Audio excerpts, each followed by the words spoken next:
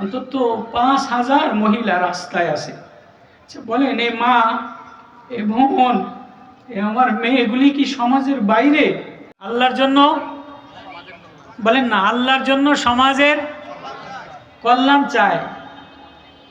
এ কাম নিয়ে আল্লাহ তাআলা ১.৫ লক্ষ আম্বিয়া আলাইহিমুসসালাতুওয়াসসালামদেরকে দুনিয়াতে মাবউস করছিলেন।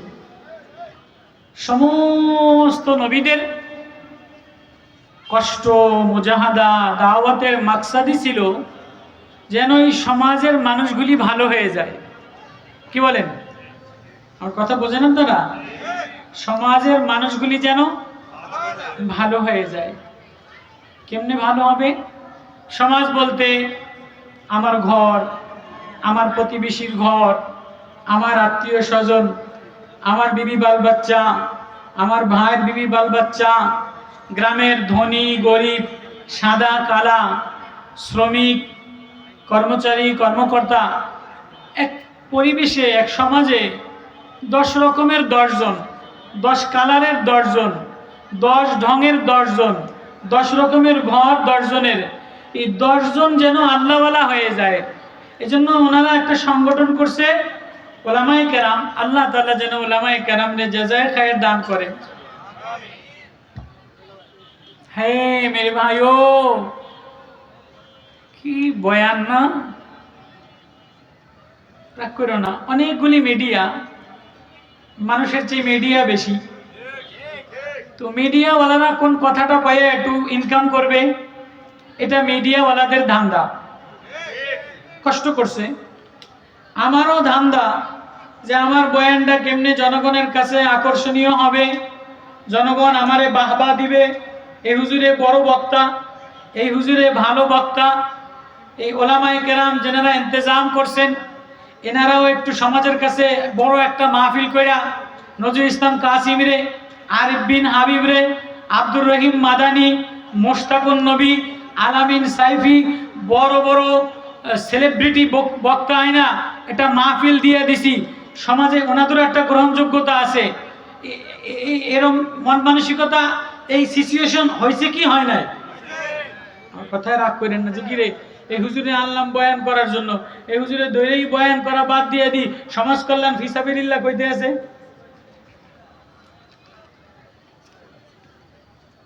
মেরে ভাইও, হৃদয়টা না খা খা করে, ব্যথিত হৃদয়। সমাজ এখান থেকে নিয়া কোনাবাড়ি পর্যন্ত, এখান থেকে নিয়া মসজিদ পর্যন্ত অন্তত ৫,০০০ মহিলা রাস্তায় আছে। আচ্ছা বলেন, এ মা, এ বোন, এ আমার মেয়েগুলি কি সমাজের বাইরে? এ ছেলেগুলি কি সমাজের বাইরে? কে এদেরকে সমাজে ভালো বানাবে?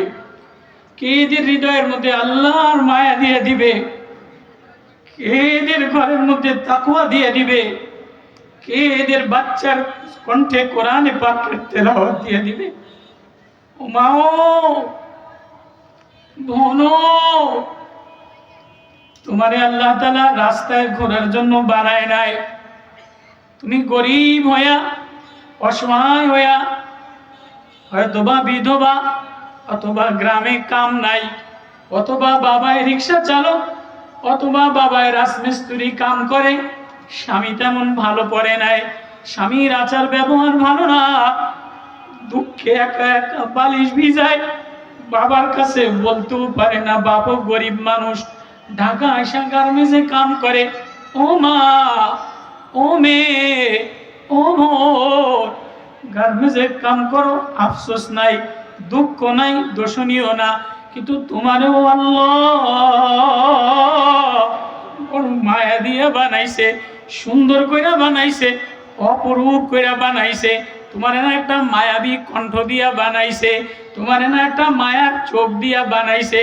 তোমার মতো পৃথিবীর কোন চোখের মধ্যে মায়া দেয় নাই।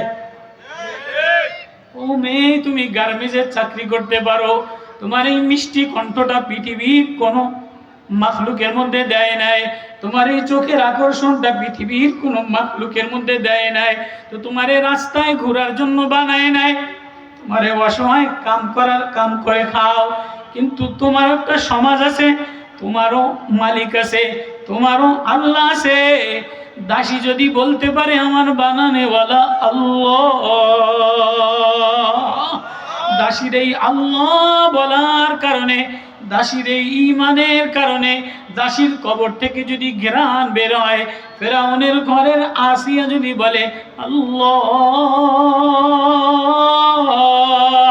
তুমি তো জানো কি পরিমাণ জ্বালা যন্ত্রণা আমারে দিছে, ওগো আল্লাহ,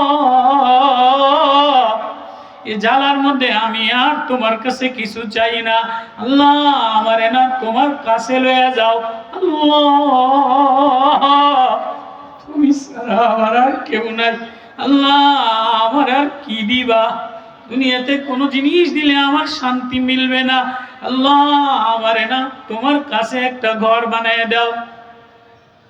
আসিয়া ডাক দিতে দেরি, قالت رب ابني عندك بيتا في الجنة ونجني من فرعون وعمله। আল্লাহ কাছে এক অসহায়, এক অবলা নারী দোয়া করতে দেরি, আসমানে আল্লাহ তাআলা নবীজির জন্মের আগে, নবীজি নবী ছিলেন, নবীজির সাথে আসিয়ার সম্পর্ক লাগাইয়া জান্নাতের মধ্যে নবীর বিবি হিসাবে ঘর বানাইতে দেরি করে না। নবীজির সাথে আসিয়ার বিবাহ, নবীজির সাথে আসিয়ার জান্নাতের ঘর, এটা কি নবীজি দুনিয়াতে আসার পরে হয়েছে, না আসিয়া যেদিন ডাক দিছে ওই দিনই হয়েছে? যেদিন ডাক দিছে আল্লাহ ওই দিনই দিয়ে দিছে। তো আল্লাহ কি বলে, বান্দারে বান্দিরে, আমি তোর সময় দেখি না, আমি তোর অভাব দেখি না, আমি তোর কসমেটিক দেখি না, আমি তোর পারফিউম দেখি না, আমি তোর মেকআপ দেখি না, আমি তোর রং ঢং দেখি না, আমি না বারবার বারবার বারবার কখনো গরিব বানাই, কখনো অসুস্থ বানাই, কখনো প্রেশানি দেই, কখনো ছেলের কষ্ট দেই, কখনো মেয়ের কষ্ট দেই, কখনো স্বামীর পক্ষ থেকে কষ্ট দেই। দেখিনি তুই একা একা নির্জনে আসমানের দিকে তাকাইয়া আমারে আল্লাহ বলে একটা ডাক দাস কিনা? এই সমাজের এই মাগুলি যদি ভালো হয়ে যেত, সমাজের এই মেয়েগুলি যদি ভালো হয়ে যেত, সমাজের এই মানুষগুলি যদি আল্লাহওয়ালা, আল্লাহ প্রেমে পাগল হয়ে যেত, তাহলে না এই সমাজ কল্যাণ হইতো, তাহলে না এই সমাজের মধ্যে ভালাই ছড়াইতো। অন্যথায় এরকম 100 ওয়াজ দ্বারা, 100 মিডিয়া দ্বারা, প্রতিদিন মরে মরে বড় হুজুর দ্বারা মার দিলের মধ্যে মায়া না লাগে, মার দিলের মধ্যে আল্লাহর জন্য চোখে পানি না আসে, মেয়েটা কোরআনে পাক তেলাওয়াত না করে, ছেলেটা কোরআনে পাকের তেলাওয়াত না করে, ঘরের মধ্যে মা পর্দা না করে, তো এরকম 100 ওয়াজের দ্বারাও কোনোদিন এই সমাজ ভালো বানানো যায় না। আমার কথায় রাগ করছেন?